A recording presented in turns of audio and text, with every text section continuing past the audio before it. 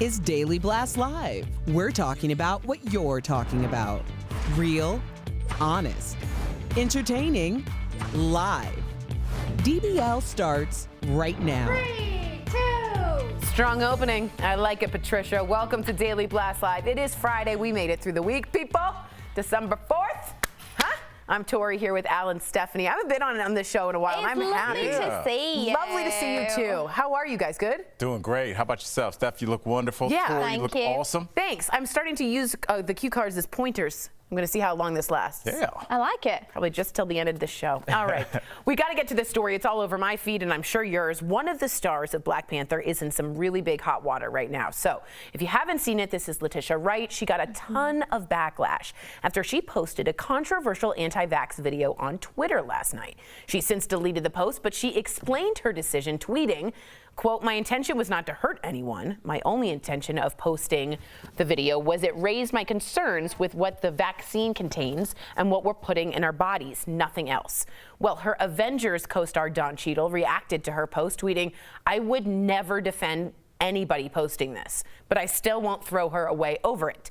So the question is, what should happen to celebs who post anti-vax conspiracy theories?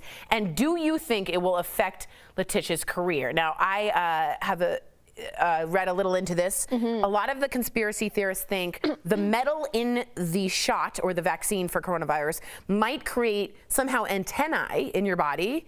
And I say this in all seriousness, that might attract 5G from tracking you. Yeah. That's one of the conspiracies. So they're really off the wall. They're not based in science. They've been debunked many, many times.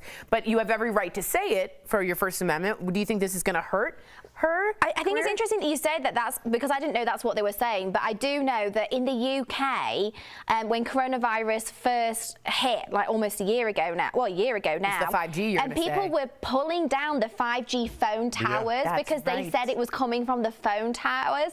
And I'm trying to keep a slightly straight face when I say this, because that to me personally doesn't make a lot of sense. But I just think, you know, if you're anti-vaccine, that's completely up to you, and it's up to your discretion. But I think when you've got there's people that I do believe in, like Fauci or Obama, who are saying we're going to go on television, probably live, and actually get the vaccine to prove to Americans and the world that this is safe and this is the right thing to do. I'm going to believe them. I am too. What about you? You can't disprove conspiracy theories. That's the beautiful thing about them. If I said that, hey guys, inside all the birds outside, there are satellites and they're tracking you. How do you know? How do you know? You don't know. So like, you just have to just understand that you cannot change how these people feel. The anti-vaxxer community is a community now. There are people that have been members for years. They are not changing. They are around us. They are our family members. So can they be celebrities? Like, and they may be celebrities will too. this hurt her career in that way? I don't think so. I don't think it is, and I think her teammate, her co-star, coming to her defense saying let's not throw away of this, was being very, very sweet. No cancel on this one. Yeah, let's not do the cancel culture on her. I mean, let's pray that she took it down and she's given us an explanation. I bet it being on Twitter, so the official news source. The official news source, that's very right. All right, let us know what you think. If you agree with her, we'd love to hear from you as well. All right, well, I'm excited about this. Warner Brothers is shaking things up. I think this should have been done with every single production company. They're streaming all of its new movies at the same time that they're in the theaters. Obviously. Okay, sorry. I'm very I'm sure the movie theaters aren't loving this. I don't care. I'm not going to a movie theater right now. The studio decided to release the new Wonder Woman film in theaters and on HBO Max on Christmas Day. But now it's going to be doing the same for every single one of its titles in 2021. So that means next year, films like Dune, the Suicide Squad, The Matrix 4, they will all hit theaters and HBO Max on the same day. After a month, the movies will only be in theaters until they become available to rent on other platforms. I'm literally at home on my couch waiting for content. You have millions of people waiting for content, and nothing's coming out. And they put out the Vince Vaughn new movie of someone in the Freaky booth. Friday? Yeah, something like that. I saw that. In the theater, though, at some point. And I'm like, what are we doing here? I'm not going to the theater. I went. You did? I went and I wore a mask, and it was incredibly, separated. There was like one person per 2 rows or something. It was the weirdest experience ever. Right. It did take away. I love going to the theater. I love it. And I gladly went with my antiseptic wipes and wiped down my little chair and gladly wore my mask for the 2 hours that movie was on, which wasn't the best movie that I've ever seen. I don't recommend it. But I was desperate for my theater fix. You do love that. I'm sick of being sat on the couch watching on my television. I want to be immersed in an experience. And there's no popcorn in my microwave that's ever going to fulfill me in the same way as when they put all the caramel on it in the theater. Look, I think Steph speaks for a lot of people. A lot of people look, because I used to go, why would you go to a game when you can watch it on your big screen? But when you go, like when I went to the Super Bowl and you feel the energy in the stadium, it is something weird. And obviously that's not the same as a movie theater, but there is a shared experience that a lot of people like. That shared experience, it doesn't exist. It doesn't exist. It doesn't right now, and that's a sacrifice we have to make. But that's okay. I just want more content because I've watched every true crime murder documentary that there is. Yeah, well, you got to think production's all been put on hold. Yeah, you're so right. Many TV, then there's only so many shows we can watch on Netflix and Hulu and everything else. So I mean, like we're plowing through content at the most rapid rate, and production can't keep up. Right. Because of obviously like quarantine and guidelines and everything else. I love the theater. I don't want the theater to die. I think a lot of theaters would agree with you. I just wonder if right now the most practical thing is what they're doing, which is releasing it at the same time. So you have a choice. I want to see Wonder Woman. I think there are a lot of people that would not feel comfortable to go and sit in a theater. That's me. That's me. That would feel uncomfortable, that feel scared, that don't want to, be around anyone else. But I mean, to me, there's more people when I go shopping at Target. I hear you. If I'm going to go get my groceries, there are more people there than there were in that theater. There were literally maybe like 6 people, and you know how big a movie theater is. They were spread out. They were very cautious. I think that's probably, and it was very designated. Says something about the film too. Yeah. All right. Well, a volunteer worker, I don't know if you've heard of this, was attacked at Tiger King star Carole Baskin's big cat rescue. Her arm was nearly torn off while she was attempting to feed one of the tigers. The woman had worked there for 5 years, and in a statement, Carole said she did break protocol by sticking her arm in the cage to feed the tiger. Her arm was broken in 3 places, and her shoulder was badly damaged. Wow. At the same time, I do want to bring up that a bill that she's been trying, Carole Baskin, for years to get passed that bans private people from owning big cats actually passed in the House last night. Wow. So it's interesting. She went really far in this, and then we heard this. What do you guys think when you hear about this? Is there a bill that lets volunteers work with tigers? I know. Why was this woman anywhere close to this tiger? I would think that this would be an expert. And now that I think of it, during Tiger King, didn't somebody on Joe Exotics lose her hand? Her arm, remember? It was her lower arm. That's right. Yeah. That's and they were like, oh, she shouldn't put her arm in the cage. I'm like, you guys don't sound very sympathetic. At least with Joe Exotic, I'll give him this. That was an employee that was fully there, whereas at Carole Baskin's sanctuary, they're all volunteers with no official training. And I'm sure if you're a volunteer, you probably don't get any health insurance either. And even though she was there for 5 years, I think that you can never become complacent in those situations. This is a wild animal that's in a cage. And you have meat in your hand. Yeah. Not good. Yeah. Very good point. All right, Late Show. I was like, yeah, that's a dangerous combination. Late Show host James Corden is getting slammed for his portrayal of a gay man in the new movie musical Prom. Let's all take a look and let's chat on the other side. Oh my gosh, check this out. It's all over Twitter. She wanted to take her girlfriend to the high school prom. And the PTA went and they canceled it. We have got to go down there and raise holy hell. Yes, we will be the biggest thing to happen in Indiana since whatever's happened in Indiana. Okay, a lot of critics complained about Corden's performance. One tweeted, quote, his performance is gross and offensive, the worst gay face in a long, long time. It's his horrifically bad. I don't know what the technical gay face, what that really means, but I do know that he's won a Tony. I mean, this guy has actually won awards for acting and being on stage for, I believe, Into the Woods when he played the baker. So it's not like he hasn't had practice at acting. Could it be that bad? What do you think, Al? I mean, from that clip that we saw, I mean, it didn't show too much. I don't know. Is this some of that backlash, Steph, you think, from people not wanting straight people to play gay characters? I think that's exactly what it is. Okay. So he actually rose to fame as a very, very famous actor in the UK. Right. That's what he's known for. It was only when he came to the States approximately 6-7 years ago that he actually started hosting. So he is an actor. He went to a very prestigious school. Like you said, he performed on Broadway. Yeah. He's won Tonys. He's incredible. However, I feel that the LGBTQ community don't wish to see him represent them, to be honest. And I think they think that there's so many actors out there that are gay, that are bisexual, that are whatever in that space that should be deserving of that role more so than James.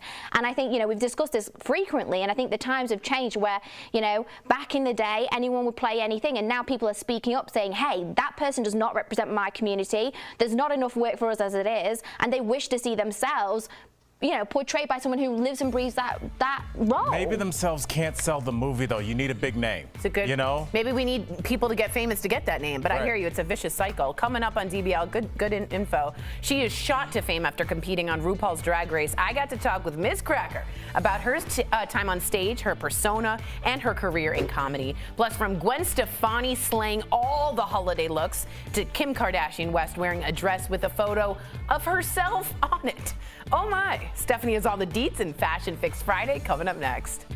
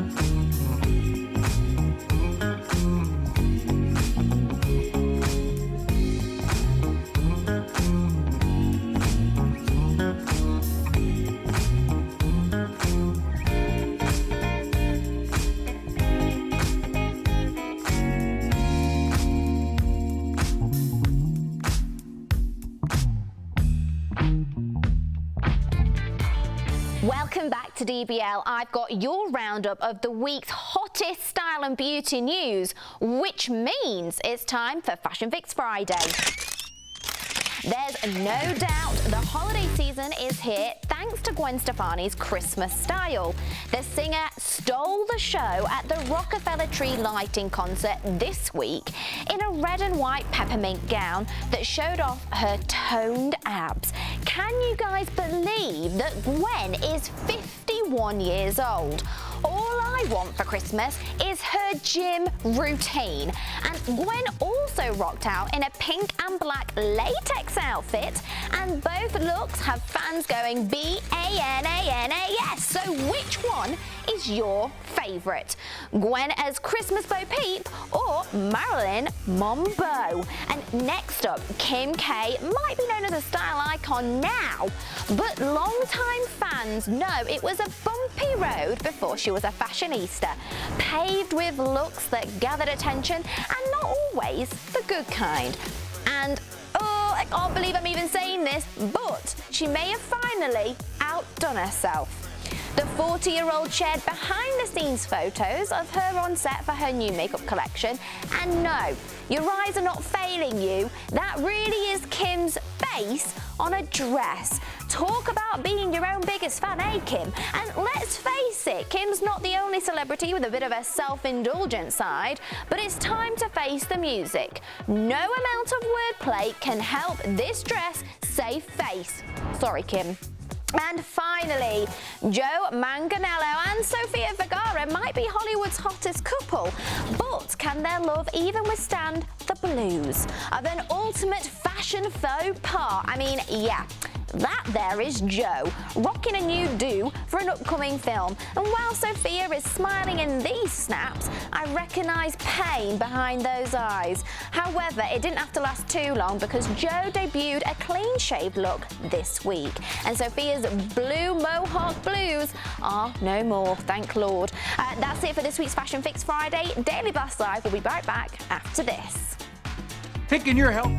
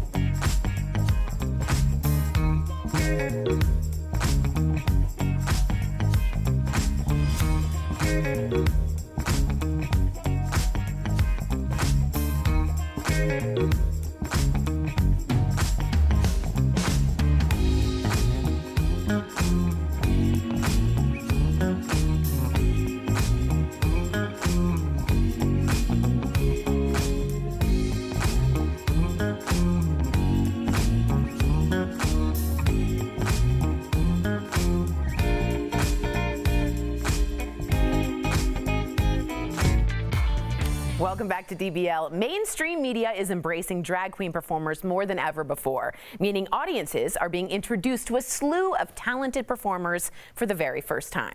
Well, in today's DBL Spotlight, you'll meet Ms. Cracker. She's a New York queen who loves her Jewish heritage. Yes, she loves Hanukkah, and she talked with me all about it. Check it out.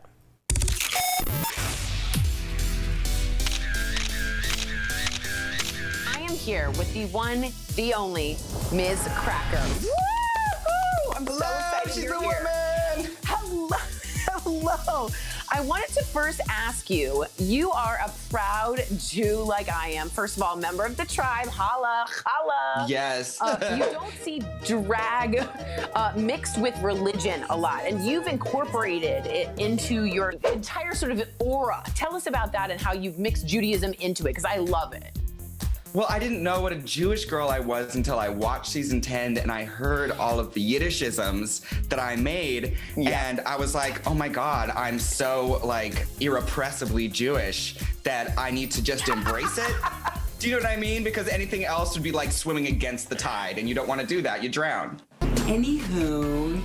Have you been able to practice drag? Where have you been finessing Ms. Cracker since the COVID-19 pandemic? I've been doing outdoor shows. I've been doing stand-up, and I was like, oh, I don't know if I have time for stand-up. And COVID was like, guess what?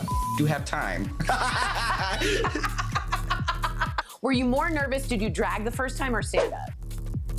I was more nervous to do stand-up because when I first did drag, when I was first to do drag, there was like 4 people in the room. Do you know what I mean? And nobody was paying attention. Yeah. So having to start from the ground up on something that while everybody's looking, I think was terrifying. Yeah, my stand-up usually had 4 people in the room and no one was listening either. So that sounds more like my stand-up. Honestly, that's how you know you're doing stand-up right. Yeah.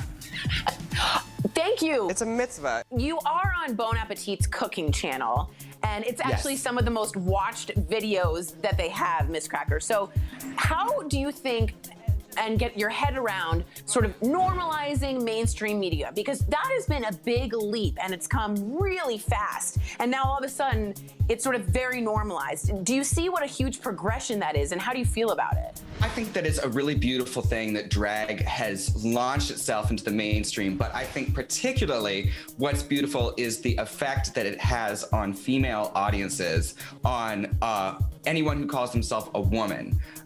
Because I think it's given people of all kinds, straight women, cis women, trans women, a sense of the fact that a woman can be anything she wants to be, and that anything that she wants to be is beautiful. So that's what I think is the most beautiful part for me, is that sense of empowerment it gives people. Okay, so tell me about your Hanukkah plans. Do you have any? Are there going to be latkes? What do you do? I have very special Hanukkah plans. One of them is to release my singles. I have a single with Jujubee from All Stars 5 called 8 Days of You. Yes. And I have a single called Get Me the Out of Here, which is all about the joys of spending the holidays with family. Thank you so much, Miss Cracker, for stopping by. For more Miss Cracker in your life, check out her podcast, She's a Woman. She's a woman! Where she interviews women from all different industries about their experiences. And remember, tickets for her tour are on pre-sale now. It has been such a pleasure. It has been what you call beshert in Yiddish. It means it was meant to be. Yeah? It was meant to be. Yes, it's a mitzvah. It's a good thing, I know. Thank you, darling. It's a mitzvah. It's a good deed. Thank you, love. Mwah. Take care. Mwah. Promotional consideration is brought to you by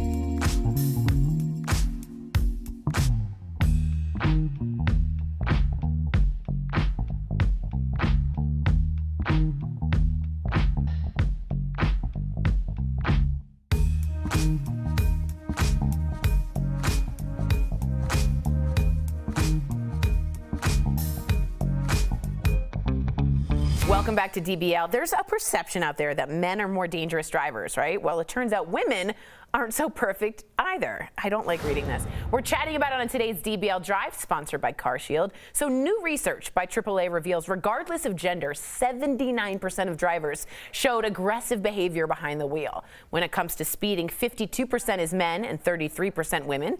And get this, 27% of women make rude gestures or honk at drivers. I love that still shot of that woman. No! And when it comes to running red lights, men do it more, but only 2% more often than women. When it comes to driving for peace of mind, get an auto protection plan with CarShield. CarShield protects their members from the high cost of auto repairs. Call 1-800-505-9619 for a free quote. Tori, you were saying something really interesting during the break with your interview. Why don't you share with our viewers? Well, I was just saying, I got a lot of you writing me saying thanks for being open about your Judaism, because a lot of people in their day couldn't say it. So I love that, and I'm proud to do that for you. We love you. Yeah, we love y'all. We'll see you Monday, same time, same place. Bye, guys. Have a wonderfully safe weekend.